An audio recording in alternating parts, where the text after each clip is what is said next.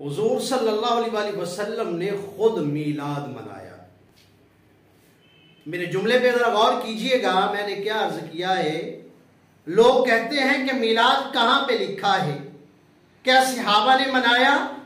تو آئیے ذرا میں آپ کو بتاتا ہوں کہ میلاد تو میرے مصطفیٰ نے خود منایا ہے. چلیے آئیے ذرا در مصطفیٰ پہ چلتے ہیں اور آپ کی آنکھوں سے پٹی اتارتا ہوں اور بتاتا ہوں اگر عظمت صحابہ پہ میلاد منانا جائز ہے، اگر عظمت صحابہ کنفرنس کرنا جائز ہے اور بخاری کنفرنس کرنا جائز ہے اور ہر ایک چیز کرنا جائز ہے، تو آئیے ذرا میں تمہیں بتاتا ہوں کہ میلاد مصطفیٰ خود حضور نے منایا ہے کہ نہیں منایا. آئیے ذرا پہلے حوالے سماعت کیجئے اور پھر اس کے بعد میں حدیث پاک آپ کی بارگاہ میں پیش کرتا ہوں، آپ کی کانوں کے حوالے کرتا ہوں، سماعتوں کے حوالے کرتا ہوں. اب بھی اگر نہ مانو تو تمہاری مرضی ہے. ہم نے تو آپ کے سامنے سب کچھ واضح کر کے رکھ دیا. اب میلاد مناؤ یا نہ مناؤ، لیکن ہم میلادی ہیں، میلادی ہیں، میلادی ہیں اور میلاد منائیں گے اور مناتے رہیں گے، زندگی بھر مناتے رہیں گے. بلکہ ہماری تو لاشیں جو ہیں وہ بھی میلاد آقا مصطفیٰ مناتی رہیں گی. آئیے ذرا بہقی نے السنن القبریٰ کے اندر، امام اسقلانی نے فتح الباری میں اور امام اسقلانی نے تہذیب التہذیب میں، امام مزی نے تہذیب الکمال میں، امام سیوطی نے حاوی الفتاوی میں اور امام ذہبی نے میزان الاعتدال میں، طبرانی نے معجم الاوسط میں اور مقدسی نے الحدیث مختارہ کے اندر. آئیے ذرا ان سب کتب حدیث کے آپ نے نام سنے ہوں گے. تمام کتب حدیث کے اندر در مصطفیٰ سے حدیث پاک میں آپ کی بارگاہ میں پیش کرنے لگا ہوں. حضور صلی اللہ علیہ وسلم نے فرمایا، ذرا غور کیجئے گا، اعلان نبوت کے بعد آقا دو سرا نے اصحاب رسول کو اکٹھا فرمایا. حضور نے صحابہ کو جمع کیا اور صحابہ کو جمع کرنے کے بعد کیا کیا؟ ذرا سماعت کیجئے گا. حضور صلی اللہ علیہ وسلم فرمایا ان النبی صلی اللہ علیہ وسلم اقطع عن نفسہ بعد النبوہ، کہ حضور صلی اللہ علیہ وسلم نے جب اعلان نبوت فرمایا اس کے بعد آپ صلی اللہ علیہ وسلم نے اپنے میلاد منایا. میلاد کیسے منایا؟ اقطع النبی صلی اللہ علیہ وسلم بعد النبوہ، نبوت کے بعد، اعلان نبوت کے بعد حضور صلی اللہ علیہ وسلم نے اپنا عقیقہ فرمایا. اب یہاں پر عقیقہ کا لفظ آ گیا. علماء کرام فرماتے ہیں، بعض نے کہا کہ یہاں پر عقیقہ تھا، یہاں سے میلاد مصطفیٰ کیسے ثابت کرنا چاہتے ہو؟ اب میں دو حوالے اور بھی کوٹ کرنا چاہتا ہوں کہ مسند بزار میں بھی اور مجمع الزوائد میں امام حیثمی نے بھی اس حدیث کو نقل کیا ہے. اور میں ذرا سماعت کیجئے گا، غور کیجئے گا. لوگوں نے کہا، علماء نے کہا کہ یہاں سے میلاد کیسے ثابت کر سکتے ہو؟ یہ تو حضور نے عقیقہ کیا تھا اپنا، اور حضور نے بکرے جو ذبح کیے تھے، صحابہ کو جو کھلائے تھے، کھانا اپنے میلاد کا نہیں کھلایا تھا بلکہ یہ تو عقیقے کا کھانا تھا. ارے عقل کے اندھوں میں تم سے سوال کرنا چاہتا ہوں، ارے تمہیں سمجھ کیوں نہیں آتی کہ یہ عقیقہ کہتے کسے ہیں؟ میرا سوال ہے، اس کا جواب دیجئے گا. عقیقہ کسے کہتے ہیں؟ عقیقہ ولادت پہ منایا جاتا ہے، عقیقہ ولادت پہ کیا جاتا ہے یا مرنے پہ کیا جاتا ہے؟ عقیقہ خوشی کے موقع پر کیا جاتا ہے یا غم کے موقع پر کیا جاتا ہے؟ ارے عقیقہ کسی کے پیدا ہونے پہ کیا جاتا ہے یا کہ عقیقہ مرنے پہ کیا جاتا ہے؟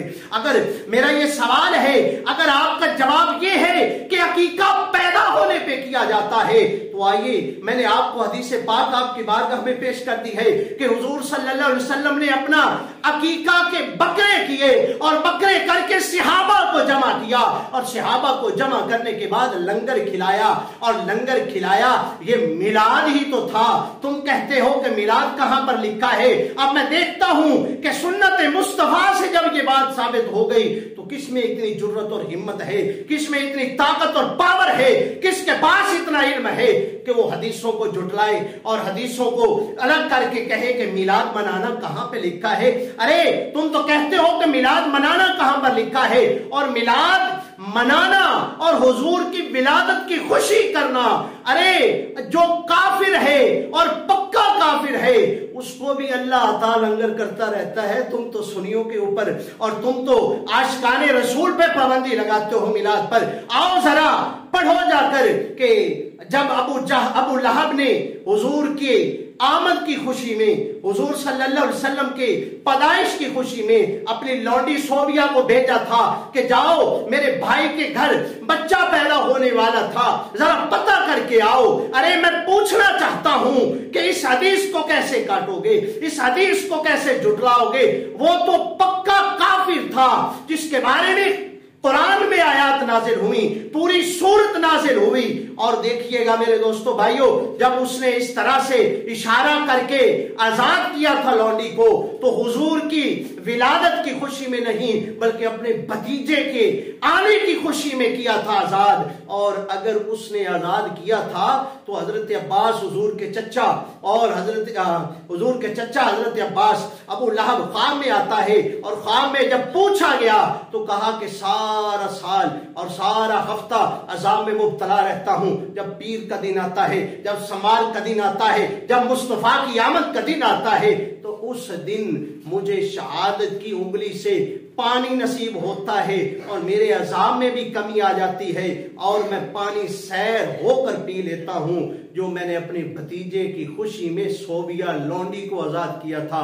میرے دوستو بھائیو، اب سوال میرا آپ پر ہے، اب میں آپ سے پوچھنا چاہتا ہوں کہ اب اگر ابو لہب کو آج بھی میلاد منانے کی خوشی میں لنگر مل رہا ہے، حالانکہ کافر پر جو ہے وہ کوئی اس کا حق نہیں ہوتا، اور دیکھیے کہ حضور کی ولادت کی خوشی میں اس نے آزاد کیا تھا، تو آج اسے لنگر مل رہا ہے، تو مجھے بتائیے کہ جو عاشقان رسول حضور کی ولادت کی خوشی منائیں گے، حضور کی آمد کی خوشی منائیں گے، تو کیا ان کو اجر نہیں ملے گا؟ کیا ان کو ثواب نہیں ملے گا؟ کیا ان کو صلہ نہیں ملے گا؟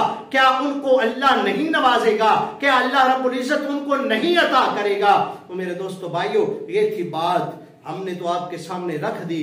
اب آپ کا دل کرے تو میلاد مناؤ، دل کرے تو نہ مناؤ، لیکن میں آپ سے کہتا ہوں کہ میں میلادی ہوں، میں میلادی ہوں، میں میلادی ہوں، اور ہم میلاد مناتے رہیں گے، زندگی بھر مناتے رہیں گے، حضور کی آمد کے جشن مناتے رہیں گے، اور حضور کی ولادت کی خوشیاں مناتے رہیں گے، چاہے کوئی جلے یا نہ جلے۔ لیکن آئیے، میں تو آپ کو محبت کا درس دیتا ہوں، پیغام دیتا ہوں محبت کا، کہ آئیے آئیے اور ہمارے ساتھ شریک ہو جائیے، اور حضور کی ولادت کی خوشی میں، آمد مصطفیٰ کی خوشی میں نعرے لگائیے اور حضور کی ولادت کے جشن منائیے۔ دعا کریں کہ اللہ رب العزت جیسے حضور کی آمد کی خوشی میں اللہ نے سب ماؤں کو بیٹے عطا فرمائے تھے، اللہ آج بھی جو بے اولاد ہیں ان کو اولاد نریندر کے ساتھ مالا مال فرمائے، آمین۔